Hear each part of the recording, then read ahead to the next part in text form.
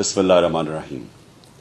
کل انشاءاللہ جو ہماری مارچ، اسلام آباد کی جو مارچ تھی، حقیقی آزادی کی مارچ، جو ہمارے اوپر جو گولیاں چلیں وزیر آباد میں، جدھر رکی 13 لوگوں کو ہم میں سے گولیاں لگی اور ایک معظم شہید ہوئے۔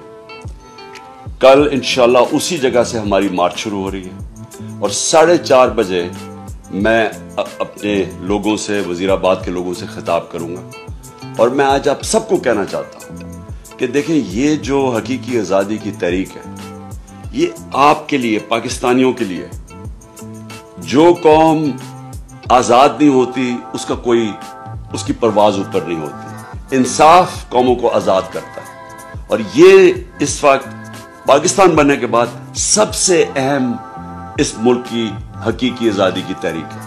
میں چاہتا ہوں سب آپ اس میں شرکت کریں۔ شکریہ۔